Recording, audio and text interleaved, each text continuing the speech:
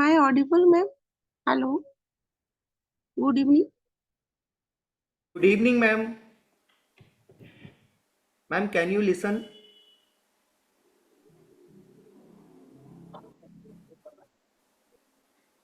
Hello, Dr. Deepmala, ma'am. It says you are audible. Yes, yes.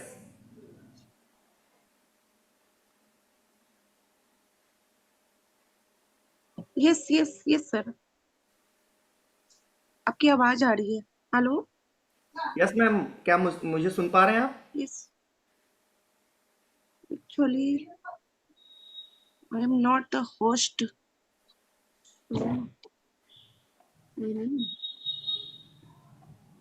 Okay sir, कोई नहीं, मैं आपको introduce करूंगी, उसके बाद आप अपना लेक्चर स्टार्ट कीजिएगा. मैं तो अभी होस्ट नहीं हूँ.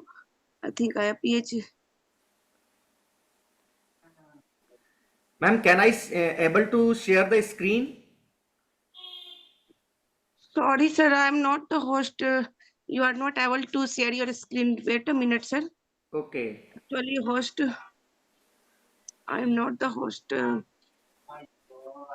I message you just a bit.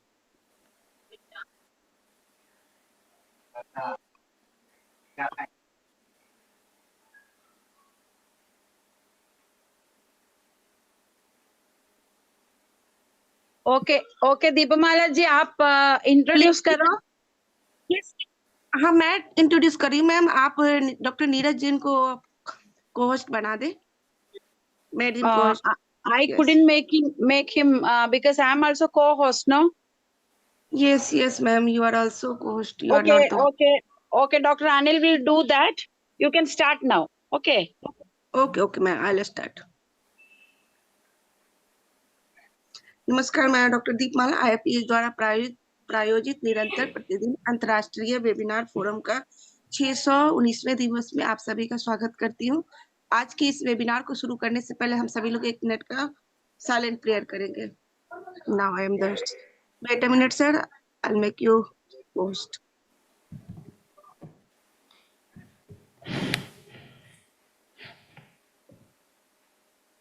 Sir, now you want to share?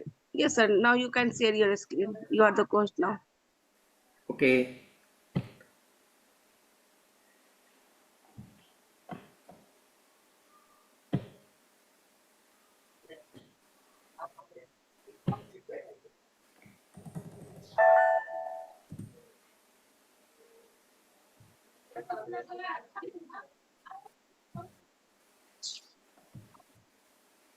इस पट्टी को हटाना तो.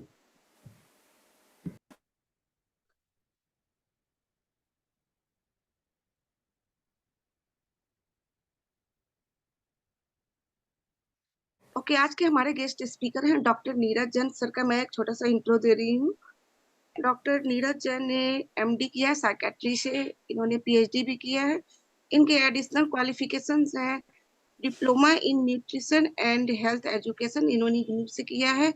और इन्होंने एड एंड फैमिली एजुकेशन में भी डिप्लोमा किया है.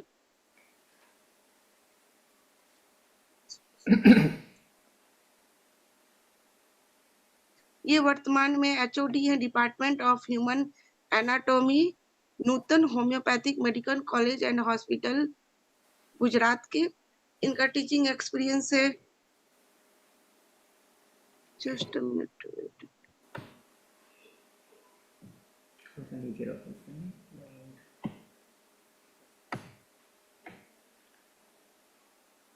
इनका टीचिंग एक्सपीरियंस है 3 years 4 months का as a demonstrator in Anushree homeopathic medical college.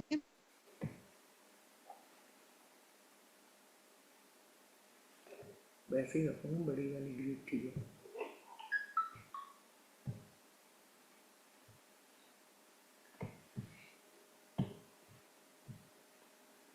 Sorry, I think there is a network issue from my side. Am I audible? Yes, yes. Okay.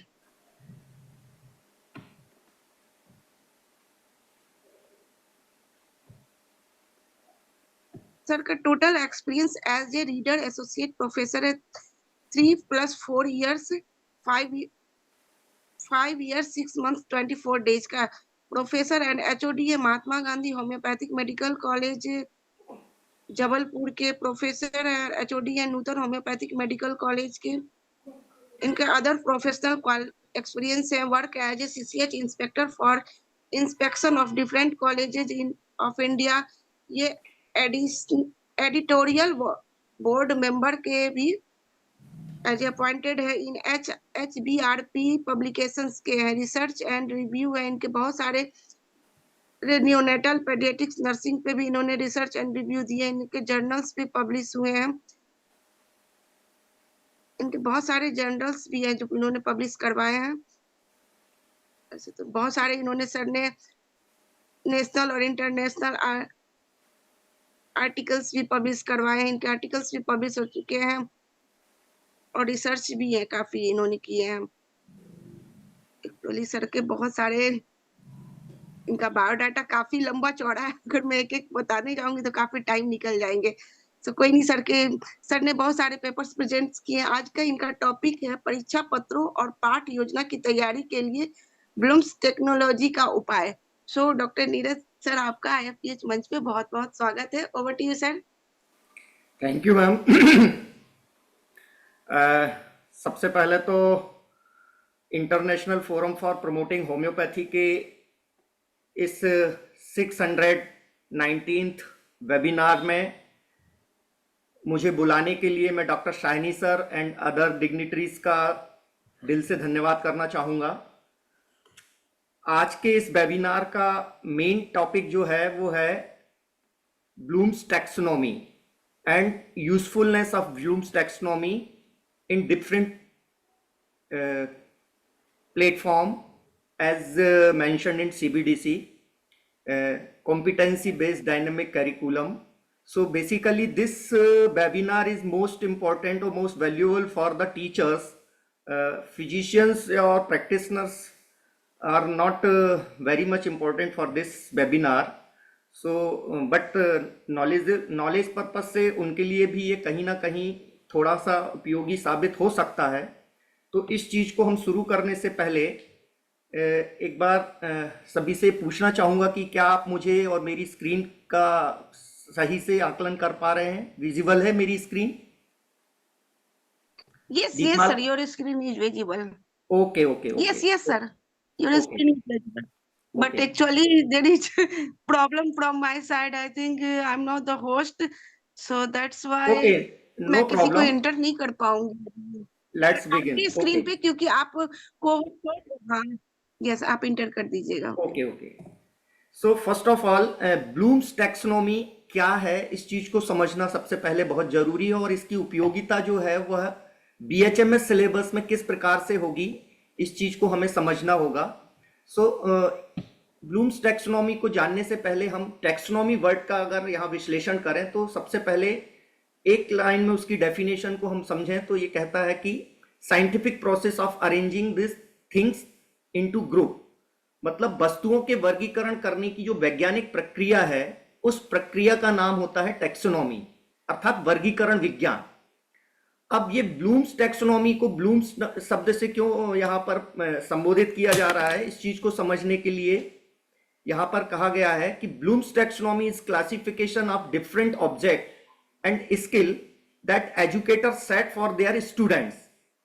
Means Bloom's का वर्गीकरण जिन उद्देश्यों को लेके किया गया है उसमें मुख्य रूप से शिक्षक द्वारा अपने छात्रों को सिखाने के उद्देश्य से निर्धारित करने वाला जो वर्गीकरण है उसको यहां पर ब्लूम्स वर्गीकरण के रूप में बताया गया है। सीखने के निम्नलिखित 6 स्तरों को यहां पर शामिल किया गया है, जिसको पाठ्य योजना, प्रश्न पत्र की सेटिंग, पाठ्यक्रम के मूल्यांकन की संरचना के लिए किया जाता है। अब ओरिजिन जो है ब्लूम्स टैक्सोनॉमी का वो कहां से हुआ है, किस तरीके से इसको हमने अपने सिलेबस में कंसीडर किया है और इसकी उपयोगिता क्या है, इसको समझना बहुत जरूरी है। So Bloom's taxonomy was developed in 1956 by a committee of educator chaired by Benjamin Bloom's. एक अमेरिकन टीचर्स की जो समिति थी, एक ग्रुप था, उस ग्रुप के द्वारा 1956 में इस वर्गीकरण का डेवलपमेंट किया गया, जिसे बाद में 2001 में संशोधित भी किया गया। यह जो वर्गीकरण है, इसका जो आइडिया आया था वो 1948 में अमेरिकन साइकोलॉजिकल कन्वेंशन में कॉलेज के जो पर्यवेक्षक थे, उन पर्यवेक्षकों के एक बैठक से आया था, जिसमें Bloom's categorize and classified the cognitive domain of learning into varying level according to complexity and richness. जटिलता और समृद्धि के अनुसार सीखने के संज्ञात्मक डोमेन को अलग अलग स्तरों पर इन्होंने वर्गीकृत किया था।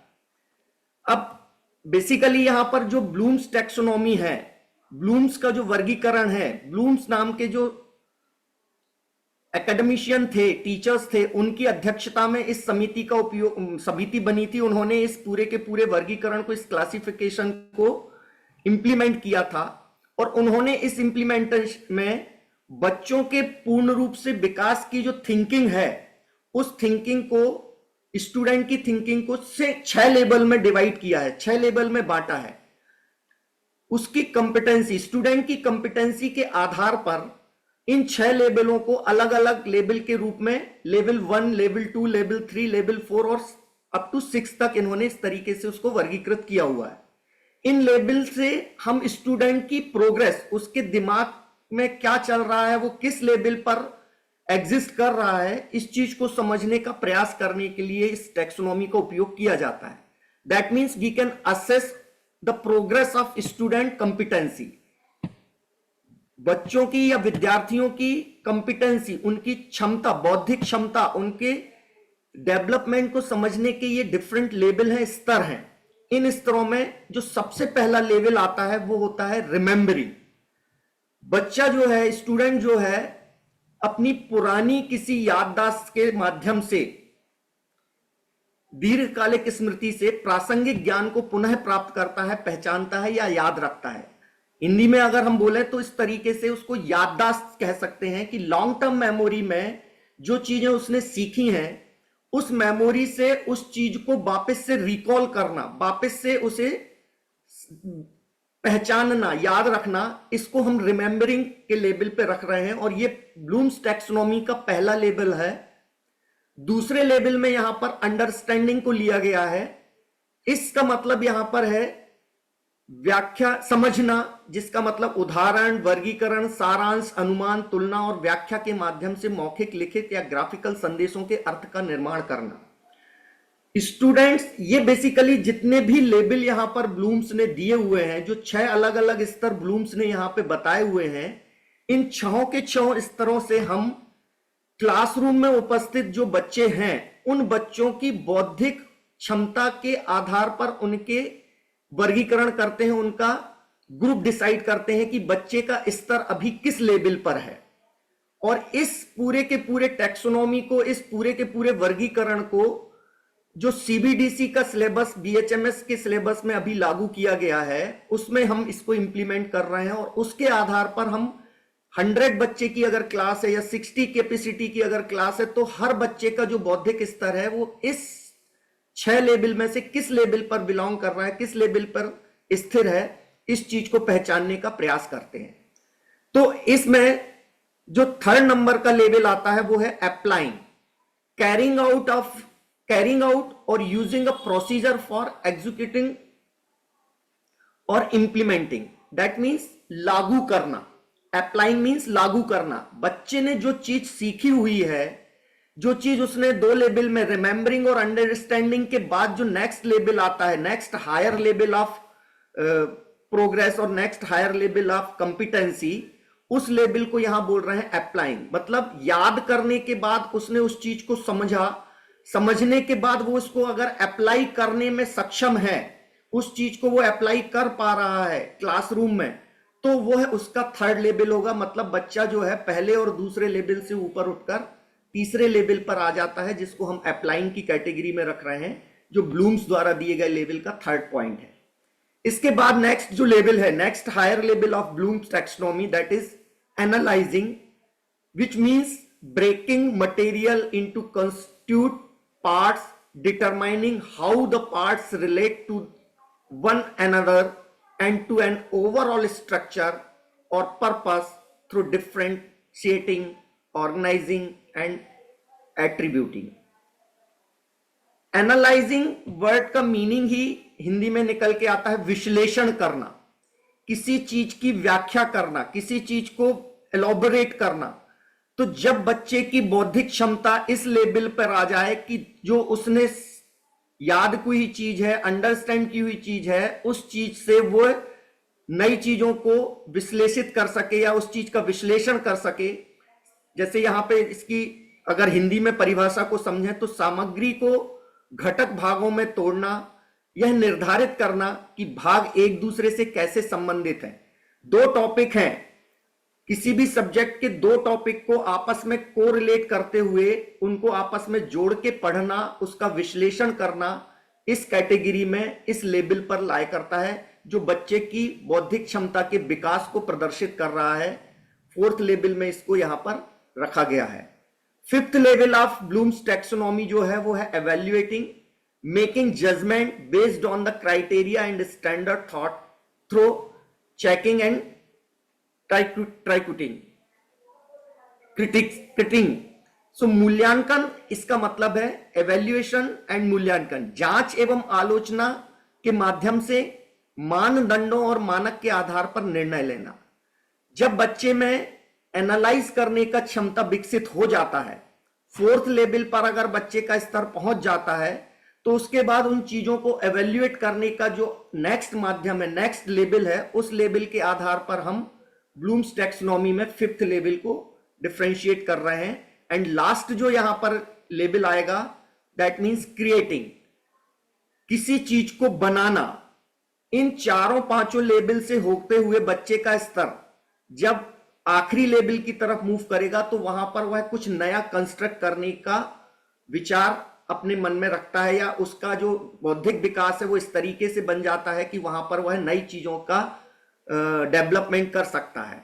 सो इस चीज को यहां पर क्रिएटिंग की कैटेगरी में रखते हुए एक कंप्लीट जो लेवल है, सो इन 6 लेवल्स के आधार पर हम जो है थिंकिंग और ब्लूम्स के 6 लेवल को इस तरीके से पिरामिड के रूप में भी यहां पर लिया गया है, जिसमें इस पूरी की पूरी स्लाइड में आप देख सकते हैं कि लेवल 1 जो है that is representing the remembering, second level is understanding, apply, analyze, evaluate and create.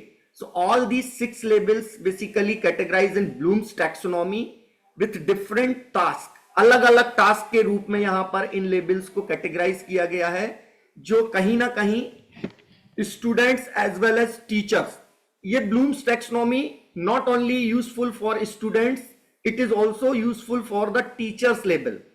Teachers का भी जो लेवल है उस चीज को भी ये कैटेगराइज कर रहा है, ये उस चीज को भी क्लासिफाई कर रहा है। सो इन 6 लेवल के आधार पर हम डिफरेंट तरीके से बच्चे के बौद्धिक स्तर को चेक कर सकते हैं। यहां पर कुछ एक चार्ट दिया हुआ है, इस चार्ट के माध्यम से हम इस चीज को जानते हैं, इस चीज को जानने का प्रयास कर रहे हैं या इस चीज को देख रहे हैं कि यहां पर जो अलग अलग कैटेगरी दी हुई है, रिमेंबरिंग जो ब्लूम्स टैक्सोनॉमी या ब्लूम्स डेफिनेशन के हिसाब से जो 6 लेवल यहां पर हमने आगे कैटेगराइज किए हुए हैं, उन कैटेगराइज को एक वर्ब के माध्यम से रिप्रेजेंट किया जा रहा है। जैसे वह सारे क्वेश्चन या वह सारे प्रश्न जो है जिनमें हम इन वर्ब का उपयोग करेंगे, जैसे रिमेंबरिंग के नीचे हमने लिखा है choose, define, find, how, label, list, match, all these words whenever you put in your question that represent the first label of Bloom's taxonomy, that is remembering. Like जैसे हम अगर मान लीजिए यहां पर किसी तरीके से क्वेश्चन पेपर तैयार करते हैं और उसमें लिखते हैं कि चूज द फॉलोइंग, तो उसमें चूज द फॉलोइंग बच्चा जो है अपनी याददाश्त के अनुसार, रिमेंबरिंग की अपनी जो लॉन्ग टर्म मेमोरी है उसके हिसाब से जब इन क्रियाओं का, इन वर्ब का यूज करते हुए उस क्वेश्चन को तैयार करेगा, उसका आंसर तैयार करेगा, तो उसके लेवल को हम remembering, understanding, all these category have some different verbs. So इन सारे के सारे वर्ब्स के आधार पर ही हम इस पूरे के पूरे टैक्सोनॉमी को क्लासिफाई करते हैं और इसके अकॉर्डिंग हम जो है अपने जो क्वेश्चन पेपर हैं उनकी तैयारी करते हैं और उसके हिसाब से यहाँ पर अलग अलग लेवल पर स्टूडेंट्स के स्तर को पहचानने का प्रयास करते हैं। जिस क्वेश्चन का आंसर स्टूडेंट आसानी से दे पा रहा है उस आंसर से हम उसके लेवल को आइडेंटिफाई करने की कोशिश करेंगे। यहां पर एक पिरामिड्स का हमने पिक्चर लिया हुआ है जो डिफाइन कर रहा है 6 major level of the cognitive domain. जो 6 मेजर लेवल हैं उन कॉग्निटिव डोमेन जो बेसिकली ब्लूम्स टैक्सोनॉमी में जो हम बीएचएमएस में सीबीडीसी में यूज करते हैं वो बेसिकली कॉग्निटिव डोमेन पर आधारित है। ब्लूम्स टैक्सोनॉमी के 3 डोमेन होते हैं, cognitive domain, affective domain and psychomotor domain. इसमें से कॉग्निटिव डोमेन जो होता है उस कॉग्निटिव डोमेन पर आधारित हमारा पूरा सीबीडीसी प्रोग्राम होता है और ज्यादातर यूज जो चीजें होती हैं वो हम कॉग्निटिव डोमेन में ही लेते हैं।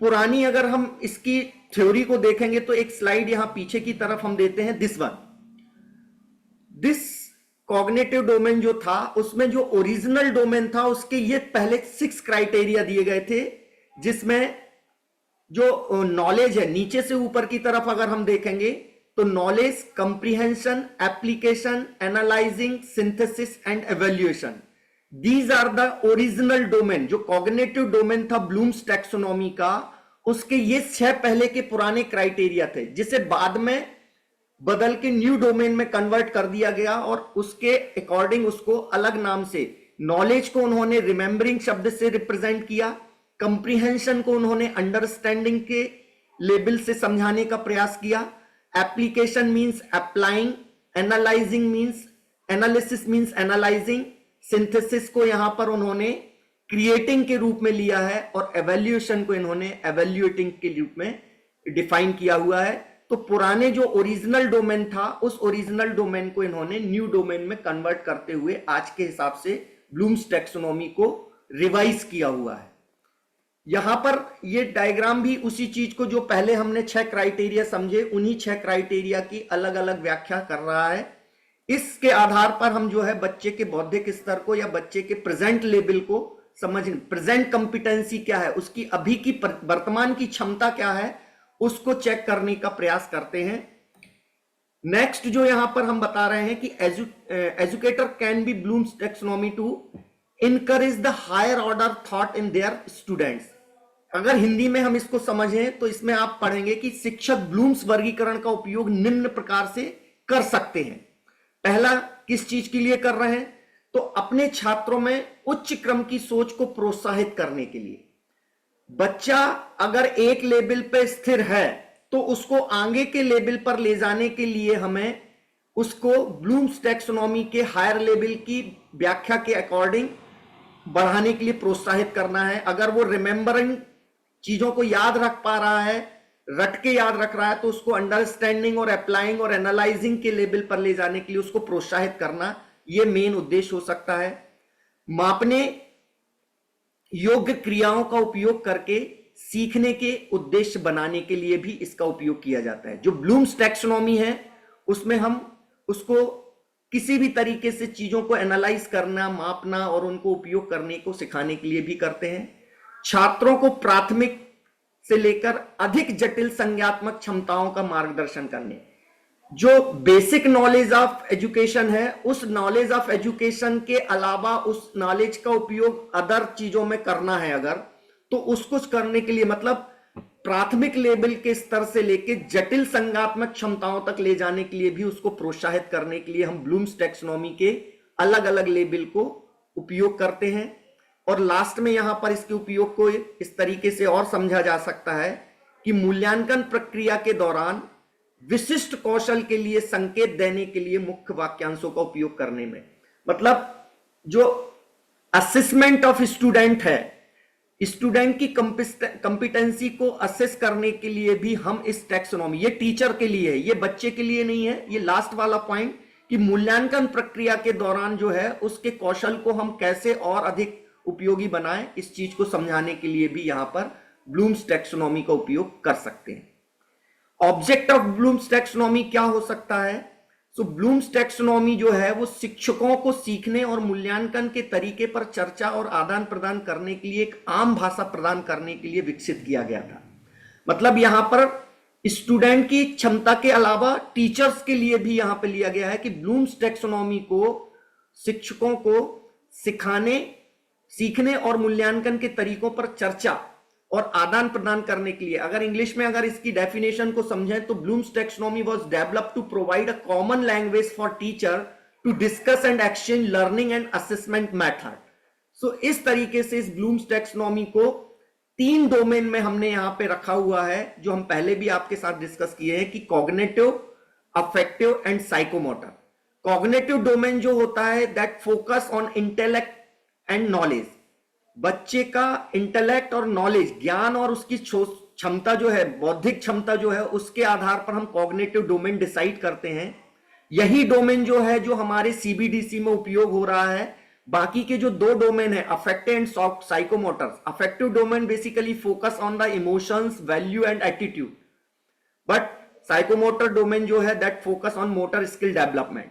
So these 2 domain are not necessary for our syllabus. Basically cognitive domain we use for the assessment of students progress. अब यहां पर बात आती है use of Bloom's taxonomy. Bloom's taxonomy का यूज क्या हो सकता है? सो ब्लूम्स टैक्सोनॉमी में ये बोल रहे हैं कि शिक्षक ब्लूम्स के वर्गीकरण का उपयोग इन कार्यों के लिए करते हैं जहां पर पाठ्यक्रम की संरचना करना हो, मूल्यांकन डिजाइन करना हो, शिक्षण विधियों का विकास करना हो और सीखने के उद्देश्य को तैयार करना हो। That means structure curriculum, design assessment, develop teaching method and craft learning object. All these जो क्लासिफिकेशन है इनके उपयोग के लिए हम ब्लूम्स टैक्सोनॉमी का उपयोग करते हैं। साथ ही साथ to craft a learning object using Bloom's taxonomy you can select a domain for the learning object, determine and complexity label at which student will demonstrate their learning.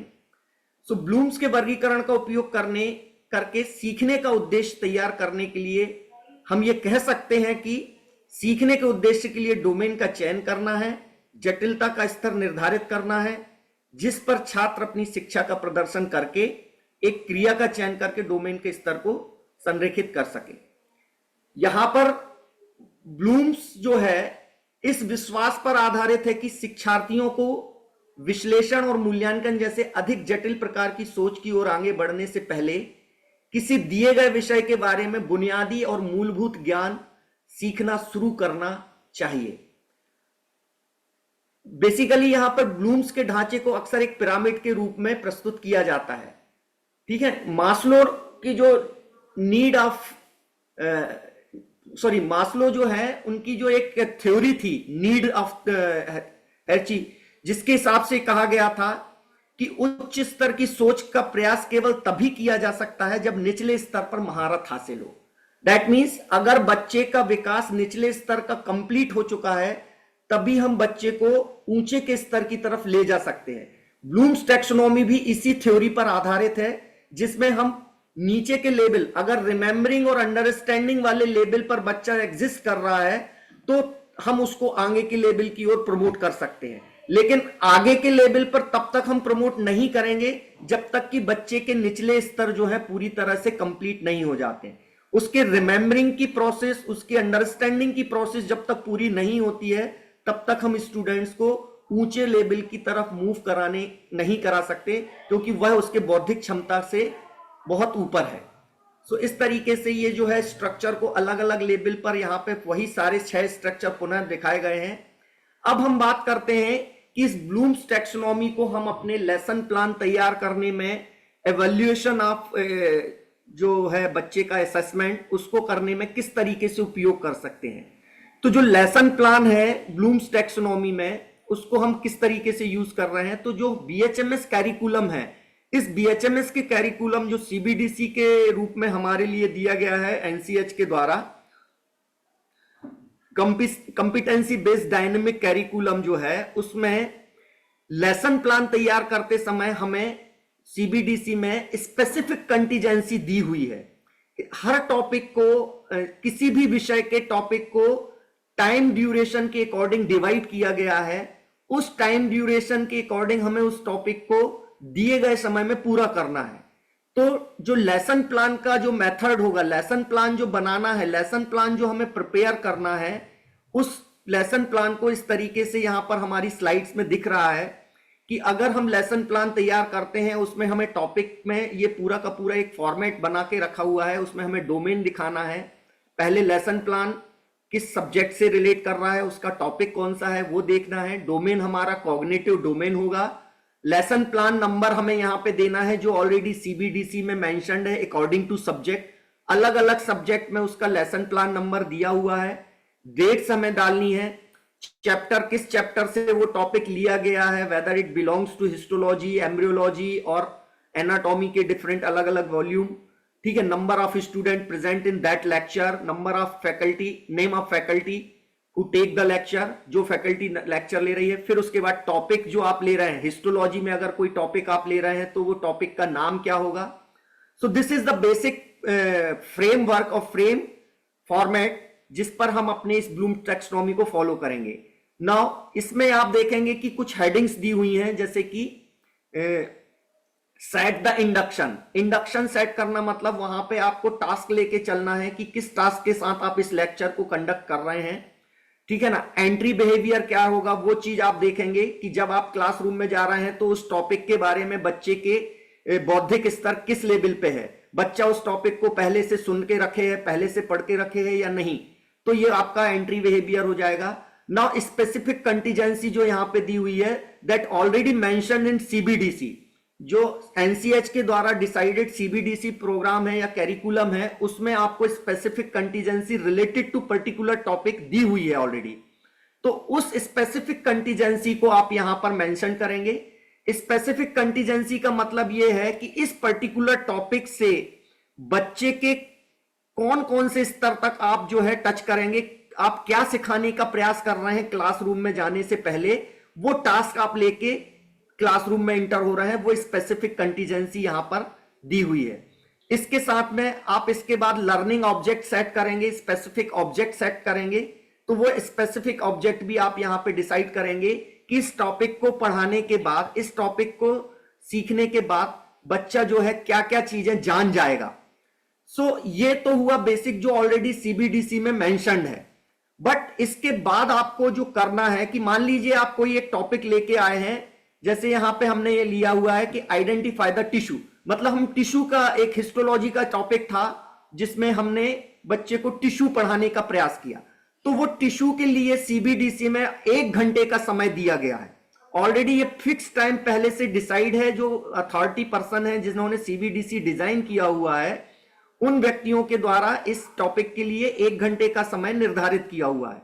अब उस 1 घंटे को आप टिश्यू में किन किन हेडिंग्स में पढ़ाने का प्रयास करेंगे, उस चीज को यहां डिवाइड किया गया है। तो उनको हमने अलग अलग हेडिंग्स में बांट के और उसके लिए टाइम ड्यूरेशन को डिवाइड कर दिया, जो कि 15-15 मिनट्स के 4 स्लॉट्स में हमने यहां डिवाइड किया और अलग अलग 4 हेडिंग्स में हमने टिश्यू को डिफाइन किया।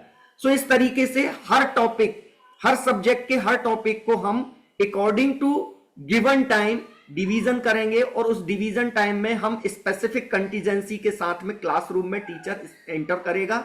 After the completion of lecture, यहां पे आप देखेंगे कंक्लूजन का एक डोमेन, कंक्लूजन का एक पॉइंट हमने ले रखा है। So at the end of lecture student are able to learn, मतलब जो टास्क आप लेके इंटर हुए थे क्लासरूम में, क्या वो टास्क आपका पूरा हुआ, इस चीज को हमें ऑब्जर्व करना है, इस चीज को हमें असेस करना है। और इस पूरे के पूरे टॉपिक को पढ़ाने के लिए आपने कौन कौन सी बुक रेफर की, क्या क्या चीजें आपने रेफरेंस में यूज की, उसकी भी यहां पर एक हेडिंग्स के द्वारा आपने डिफाइन किया हुआ है, उसको भी डिस्क्राइब किया हुआ है। So this is the whole format of one topic. एक सब्जेक्ट के एक टॉपिक पर इस तरीके से लेसन प्लान को हमें तैयार करना है और ये लेसन प्लान जो होगा ये इस तरीके से ईच एंड एवरी टॉपिक के लिए आपको बनाना है। और इसमें जो ब्लूम्स टैक्सोनॉमी कहां यूज हो रही है वो चीज समझने के लिए देखेंगे आप, तो टीचर एक्टिविटी का जो कॉलम है, इसमें टीचर एक्टिविटी के कॉलम में डिफरेंट यहां पे असेसमेंट और एवेल्यूएशन के स्केल दिए हुए हैं। डॉस, जो जिस तरीके से DOAP, ऑस्की, ऑस्पी, तो इस तरीके के जो ये स्केल है, ये असेसमेंट के और एवेल्युएशन के स्केल है कि बच्चा जो है वो किस लेवल पर किस तरीके से टॉपिक को समझ रहा है और उसको डिमॉन्स्ट्रेट कर पा रहा है, ऑब्जर्व कर पा रहा है, परफॉर्म कर पा रहा है, एवेल्युएट कर पा रहा है कि नहीं कर पा रहा है। ये ऑब्जर्वेशन आपको लाना है।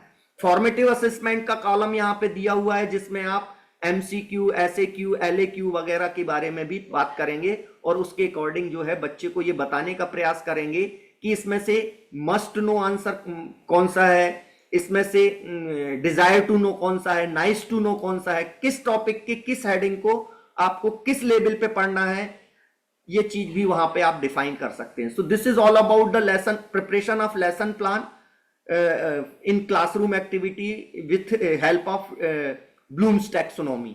सो ये पूरा का पूरा प्लान आपको यहाँ पे समझना होगा और इसको बच्चों को भी, ये डिफरेंट स्केल हैं जिनके आधार पर भी हम बच्चों के असेसमेंट को देखते हैं, जिसमें गिलबर्ट स्केल जो है या गिलबर्ट लेवल जो है, इसमें एक मिलर्स पिरामिड का लेवल है या मिलर्स लेवल है।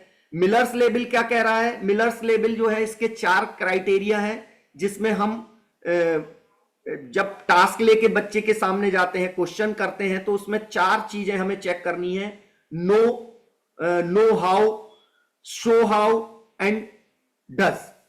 इसका मतलब यह है कि पहले अगर लेवल पे बच्चा है तो वो उस टॉपिक के बारे में जानेगा। दूसरे लेवल पे अगर बच्चे का बौद्धिक स्तर पहुंच गया है तो वो जानने के साथ साथ कैसे जाना ये भी बता देगा।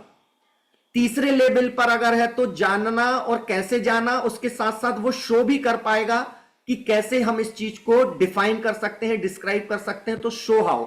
और डज मतलब वो खुद ही करके उस चीज को समझा सकता है। तो ये 4 अलग अलग लेवल को मिलर्स लेवल कहा गया है और इस मिलर्स लेवल के आधार पर भी हम बच्चे के बौद्धिक स्तर का असेसमेंट करते हैं, उसको एवेल्युएट करते हैं। सेम दूसरा जो स्केल है या दूसरा जो लेवल है वो है गिलबर्ट्स लेवल। इस गिलबर्ट्स लेवल को 3 कैटेगरी में हम डिवाइड करते हैं, जिसमें रिमेंबर, रिकॉल पहला लेवल है, अंडरस्टैंड और इंटरप्रिटेट दूसरा स्केल है, और तीसरे में है डिसीजन मेकिंग और प्रॉब्लम सॉल्विंग, जिसमें बच्चा खुद से अगर अपने आप डिसीजन ले पा रहा है, अपने आप अपनी प्रॉब्लम को सॉल्व कर पा रहा है, उसका सॉल्यूशन तलाश पा रहा है, तो वो higher level of Gilbert scale होगा। उसमें बच्चे का बौद्धिक स्तर हायर लेवल पे माना जाएगा। So all these activity you can done in your classroom level. Thank you. आज के लिए मेरे हिसाब से इतना काफी है, और इस पूरे के पूरे ब्लूम्स टैक्सोनॉमी को मैं समझता हूं कि जितने भी टीचिंग इंस्टीट्यूट से जुड़े हुए पर्सन हैं वो कहीं ना कहीं पहले से भी इसको इम्प्लीमेंट कर रहे हैं, और अगर वो कर रहे हैं तो उस लेवल को और अच्छे तरीके से इंप्रूव करते हुए दोनों लेवल पर, स्टूडेंट और टीचर दोनों लेवल पर हम इस चीज को अप्लाई कर सकते हैं और अपनी एकेडमिक एक्टिविटी को आगे बढ़ा सकते हैं। Thank you very much.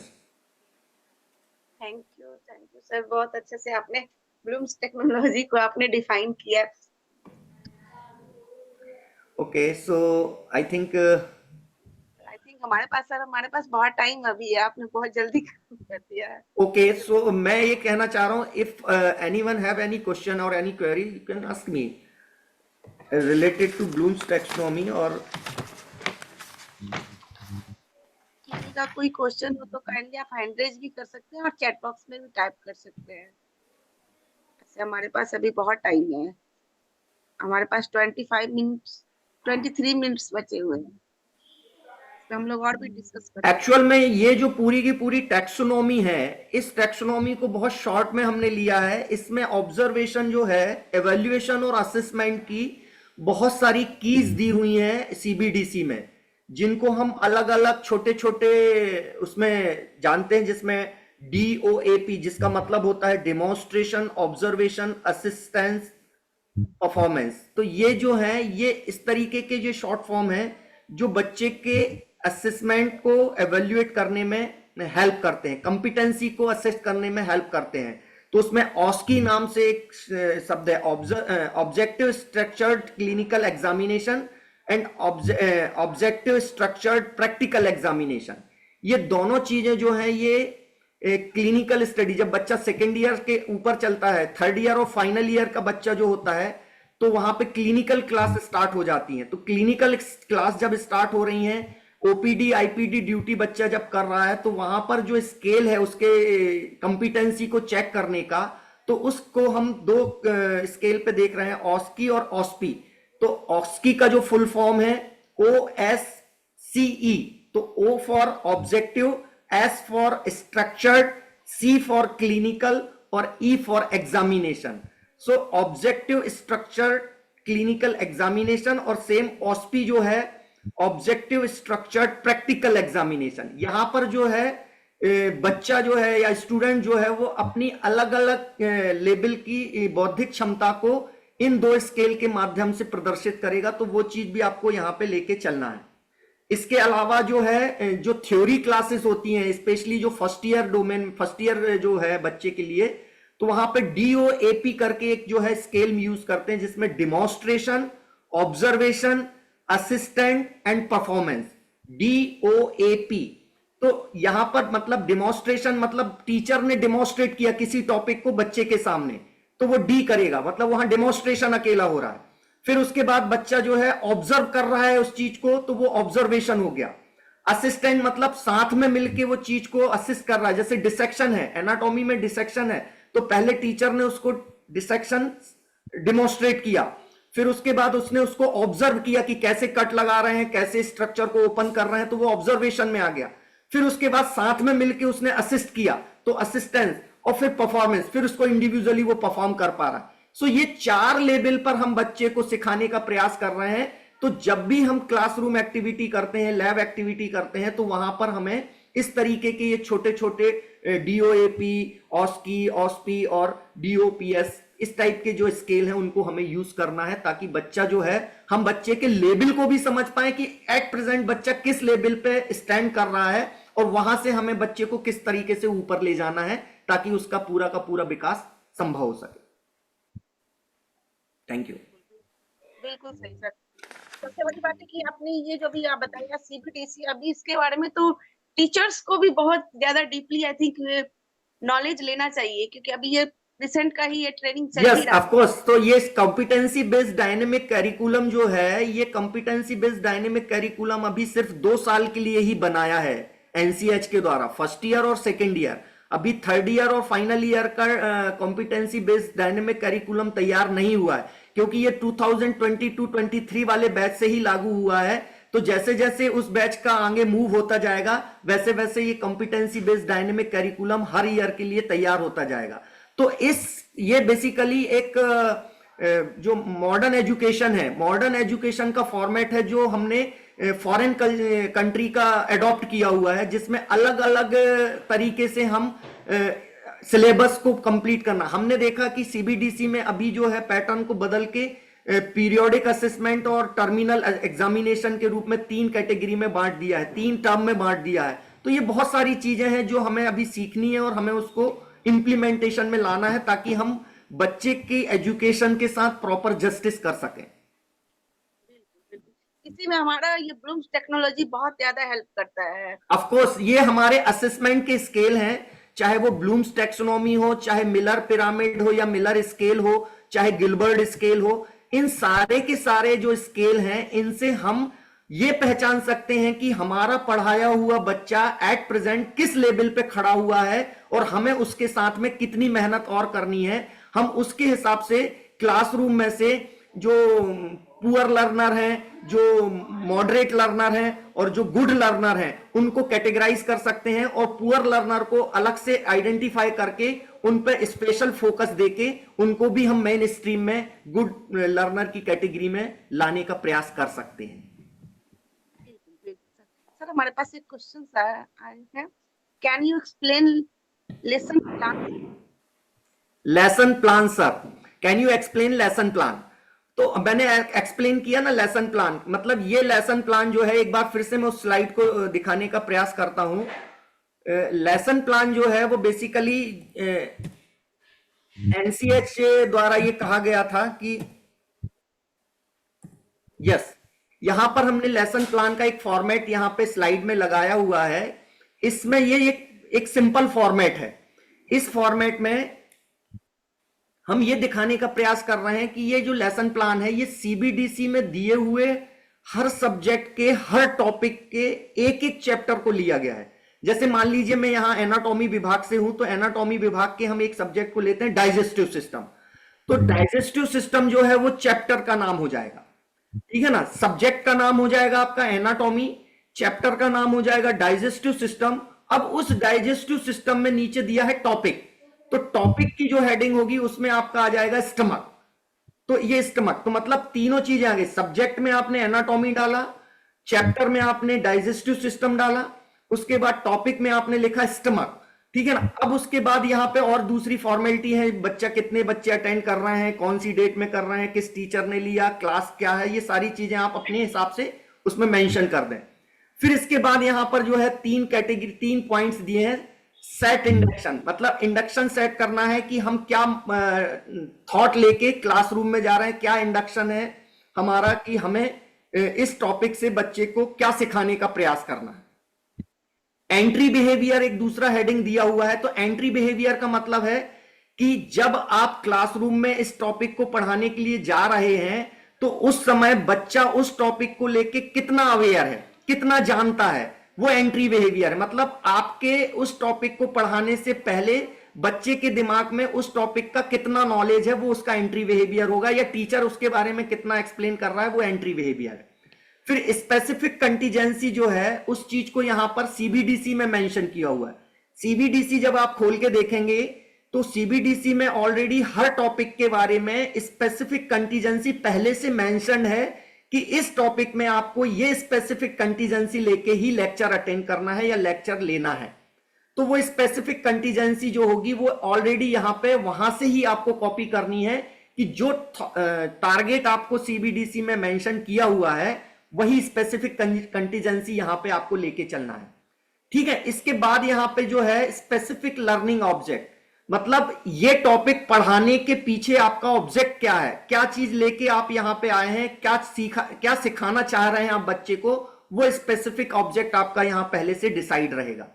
उसके बाद आप उस टॉपिक को लेके किस तरीके से आगे बढ़ रहे हैं, मतलब क्लासरूम में अगर सीबीडीसी में स्टमक पढ़ाने के लिए मान लीजिए 2 घंटे दिए हुए हैं, तो 2 आवर्स में अगर आपको स्टमक को कंप्लीट करना है तो आप स्टमक की कौन कौन सी हेडिंग के लिए कितना समय डिस्ट्रीब्यूट करेंगे, कितना समय डिवाइड करेंगे। मान लीजिए स्टमक का इंट्रोडक्शन है तो इंट्रोडक्शन टेक्स 15 मिनट्स, फिर उसके एक्सटर्नल फीचर है तो external takes half an hour, फिर उसके रिलेशन एंड उसकी वो है तो उसके लिए आपने फिर आधा घंटा डिसाइड कर लिया।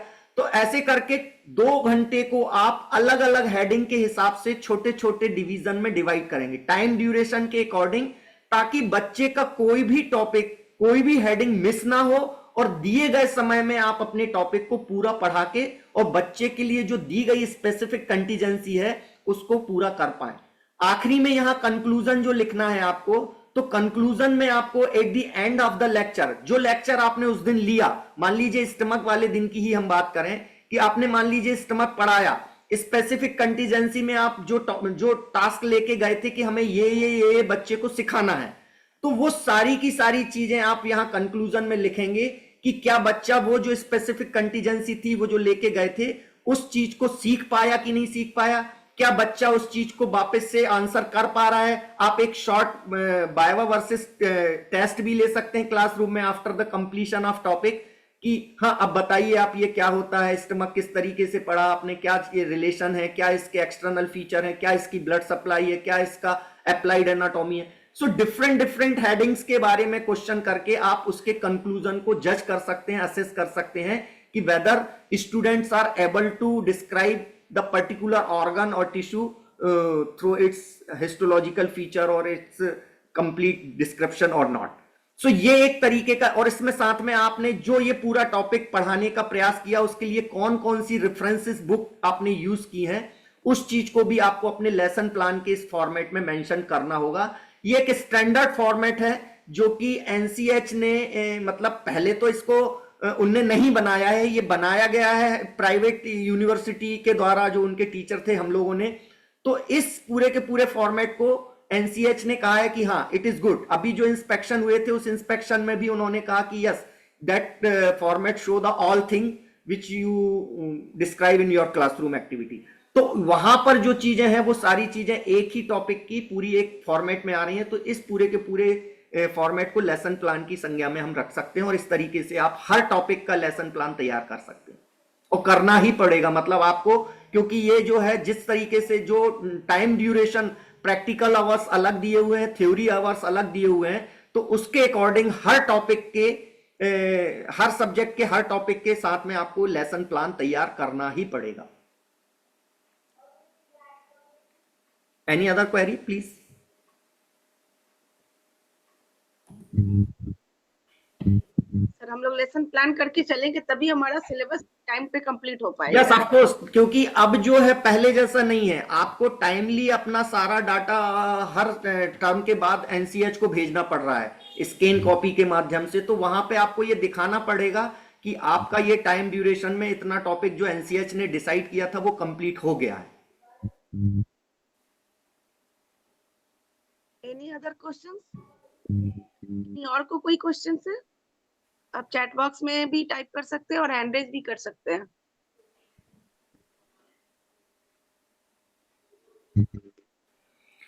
Okay, so I think it is enough for today. और मैं समझता हूं कि बहुत हद तक मैंने अपनी तरफ से प्रयास किया है इसको एक्सप्लेन करने का, और बहुत शॉर्ट ड्यूरेशन में छोटी छोटी चीजों को, इसका बहुत ब्रॉड एक्सप्लेनेशन है। ब्लूम्स टैक्सोनॉमी जो है वो 1 घंटे में समझने वाली टैक्सोनॉमी नहीं है, लेकिन फिर भी उसके एक शॉर्ट फॉर्म को निकाल के हमने यहाँ पे रखने का और उसको प्रेजेंट करने का प्रयास किया है। सो आई थिंक कि सभी लोग इससे बेनिफिटेड होंगे और साथ में इसको अपने अपने इंस्टीट्यूट में इसको यूज करके और स्टूडेंट के हित में काम करने का प्रयास करेंगे। Thank you very much.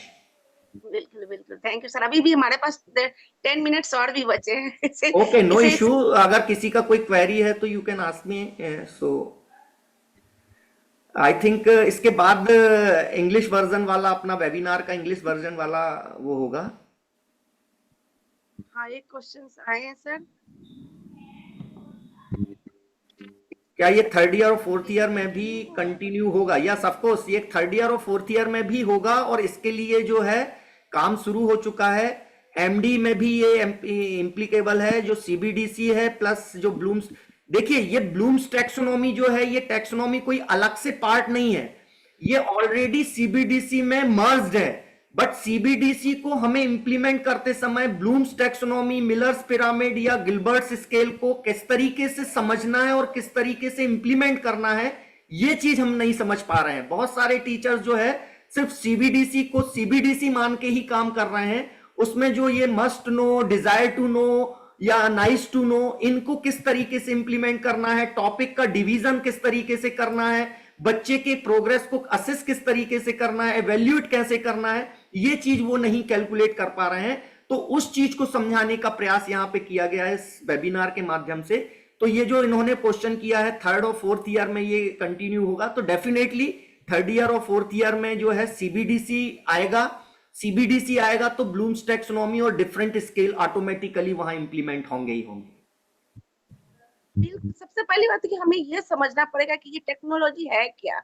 ये बेसिकली टेक्नोलॉजी नहीं है, ये टैक्सोनॉमी है। टैक्सोनॉमी मींस होता है वर्गीकरण, किसी भी चीज को समझने का एक क्लासिफिकेशन, ठीक है ना। मतलब हम यहाँ पे इस वर्गीकरण के माध्यम से, इस टैक्सोनॉमी के माध्यम से बच्चे की प्रोग्रेस को जज करने का प्रयास कर रहे हैं। ये जो है, ये फॉरेन कल्चर में जो है इस तरीके का जो क्लासिफिकेशन है, ये वर्गीकरण जो है, ये फॉलो होता है। वही चीज हमने इंडियन एजुकेशन सिस्टम में भी लाए, स्पेशली बीएचएमएस में लेके आए हैं, क्योंकि इससे जो है पुअर स्टूडेंट जो है, पुअर इन द सेंस हम क्लास को जो है 3 कैटेगरी में डिवाइड करते हैं। एक होता है स्लो लर्नर, एक होता है मीडियम लर्नर या मॉडरेट लर्नर, और एक होता है गुड लर्नर। तो जो स्लो लर्नर कैटेगरी के स्टूडेंट होते हैं, जिनके पास जो है इतना बौद्धिक विकास नहीं होता, इतनी क्षमता नहीं होती है कि वो चीजों को समझ पाए और चीजों को समझ के उसको वापस से रिप्लाई कर पाए, वापस से आंसर कर पाए, तो उस चीज में से, मतलब 100 बच्चे की अगर क्लास है तो उसमें से स्लो लर्नर कैपेसिटी जो है, कंपिटेंसी के जो बच्चे हैं, उनको निकाल के और उनके लिए हमें अलग से मेहनत करना है, उनके लेवल पे जाके हमें उनको पढ़ाना पड़ेगा।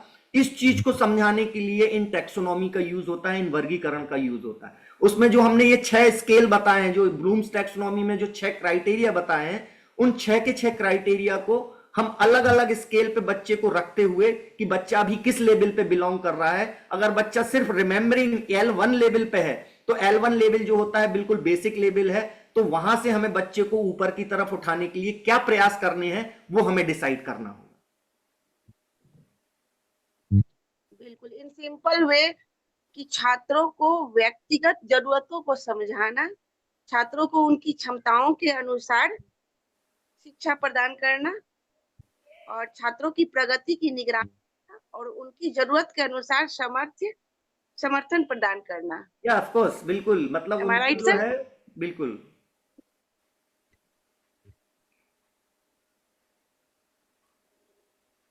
What is MDN, sir? एमडीएन का मतलब एक यहाँ पर क्वेश्चन जो आया है है ये 3 स्केल का ही पार्ट है। मतलब यहाँ पे हमने आपको एक स्लाइड दिखाई थी, मैं फिर से एक बार वो स्लाइड दिखाना चाहूंगा।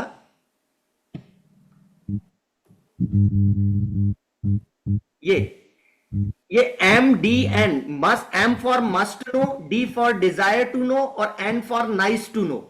ये एक स्केल है। जब टॉपिक आप पढ़ा रहे हैं क्लासरूम में किसी बच्चे, कोई भी एक टॉपिक मान लीजिए जैसे स्टमक ही है, तो स्टमक में भी कुछ चीजें ऐसी हैं जो बच्चे के लिए जानना बहुत जरूरी है, मतलब उसके बिना काम नहीं चलने वाला, तो उसको हम रखेंगे मस्ट नो कैटेगरी में। जैसे स्टमक की डेफिनेशन, स्टमक ऑर्गन किस टाइप का ऑर्गन है, कहां रहता है, क्या काम करता है, क्या उसका जो एक्सटर्नल फीचर है, किससे जुड़ा हुआ है, तो ये सारी चीजें बच्चे को जानना जरूरी है, तो इसको बोलेंगे हम मस्ट नो।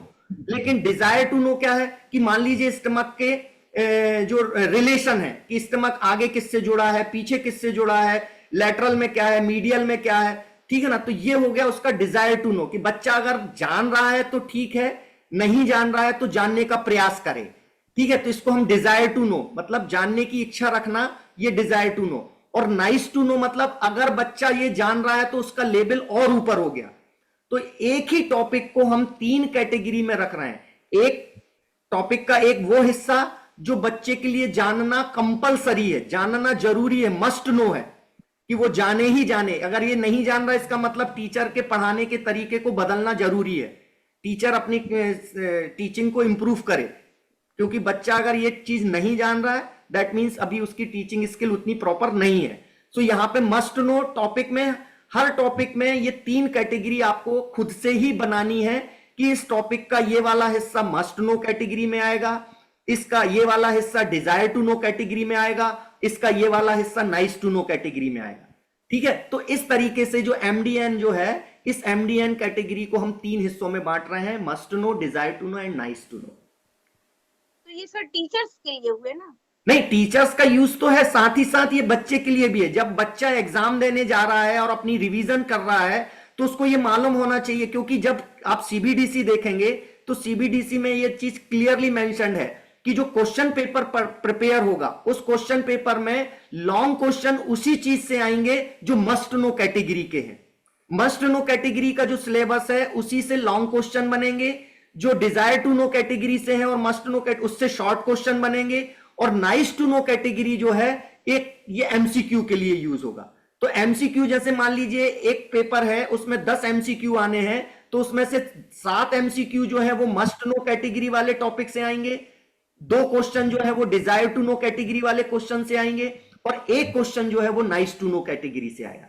तो ऐसे करके जो 10 एमसीक्यू हैं उन 10 एमसीक्यू को आपको 3 डिवीजन में बताना है, ताकि बच्चा जो है, चूंकि मस्ट नो जो है बच्चे ने साल भर मस्ट नो वाले टॉपिक अच्छे से पढ़े हैं, तो पास होने लायक मार्क्स जो है, पास होने लायक जो सिलेबस है वो मस्ट नो कैटेगरी से वो कवर करता है, और नाइस टू नो कैटेगरी में बच्चा टॉप रैंक होल्ड करने वाली कैटेगरी की तरफ मूव करता है। मतलब वो बच्चा जिसने नाइस टू नो वाले क्वेश्चन भी पढ़े हैं, नाइस टू नो वाले टॉपिक भी उसने तैयार किए हैं, वो बच्चा रैंक होल्डर कैटेगरी की तरफ मूव कर रहा है, उसका जो बौद्धिक स्तर है वो ऊपर की तरफ उठ रहा है। ये इसका मेन मतलब ये स्केलिंग का ये मतलब है।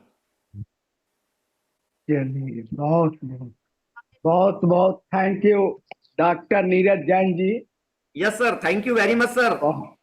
बहुत अच्छा लगा आपका यह प्रोग्राम जो है, सीबीडीसी का प्रोग्राम था, ब्लूम्स टैक्सोनॉमी। यस सर, बहुत अच्छे ढंग से आपने डिफाइन किए, यस समझे यस ना। सर, तो एक तो डिफाइन किए कि DOAP, बहुत अच्छा Yes. चीज डिफाइन किए, और दूसरा Yes, sir. डिफाइन किए OSC, समझे ना, क्लिनिकल एंड प्रैक्टिकल है। Yes, दोनों yes, बहुत yes. अच्छा, टीचर के लिए बहुत वैल्यूएबल सेशन था। जो Yes, yes, sir. CBDC जो भी जांच भी कॉलेज में आती है तो Yes, सबसे sir. पहले यही बात पूछता है कि आप बिल्कुल, बिल्कुल। स्टूडेंट को क्या दे रहे हैं, Yes, yes, स्टूडेंट yes. आपसे क्या ले रहा है, Yes, समझे yes, ना। yes. तो एक कहावत है कि बांस से गन्ना नहीं उगते, Yes. बांस रोपेंगे और केतारी खोजेंगे तो होगा। Yes, yes, yes. गन्ना नहीं होगा, बांस रोपेंगे तो बांस ही होगा ना, बिल्कुल सही तो बात है। बांस से गन्ना नहीं उपजे, करके हाँ। देखो ध्यान। कितनो पूजा पाठ करो और सरस्वती जी के फोटो लगा लो कि हमारा एनाटॉमी का डाइजेस्टिव सिस्टम बना दीजिए, और जितना भी सिस्टम है उसको बता दीजिए तो होगा, नहीं होगा। बांस से गन्ना नहीं उपजे, करके देखो ध्यान। Yes. और दहिना हाथ बलि क्यों है, अधिक करत हुए काम। Very nice, very good. दहिना हाथ क्यों मजबूत है, Yes. इसलिए मजबूत है कि हम इससे काम लेते हैं, इसको बांध दें और बामा हाथ से काम करें तो ये भी मजबूत हो जाएगा। हमको डाइजेस्टिव सिस्टम का पार्ट नहीं मालूम है, लेकिन हम उसको बार बार ध्यान देंगे, उसको पढ़ेंगे, तब इंटेस्टाइन के बारे में, लार्ज इंटेस्टाइन और स्मॉल इंटेस्टाइन के बारे में समझेंगे। तो Yes, yes, yes. गुरु का जो है ध्यान रखना है, जितने भी जो है स्टूडेंट है। तो बहुत अच्छा प्रोग्राम आपके लिए, आपका अच्छा टीचर के लिए बहुत बहुत धन्यवाद नीरज जैन जी। धन्यवाद, और धन्यवाद सर, बहुत बहुत धन्यवाद। डॉक्टर दीपमाला को भी बहुत बहुत धन्यवाद देते हैं, समझे ना। आप बधाई का पात्र हैं, इस तरह का प्रोग्राम कॉलेज के लिए लाए, और स्पेशल प्रोफेसर और लेक्चर के लिए ही प्रोग्राम, और स्टूडेंट के लिए भी है कि जो समझे। तो बहुत बहुत धन्यवाद, बहुत बहुत धन्यवाद। Thank you sir, thank you very much. आपको कैसे हो पाएगा। थैंक यू डॉक्टर नीरज जो अराजकता फैली है। टेक्नोलॉजी को बताएं। Okay, thank you ma'am, thank you sir, thank you everyone. छोटा कर देंगे। तो थैंक यू वंस अगेन। आप ऐसे ही हमारे आइए और अपने लोग के साथ वंस अगेन हमारा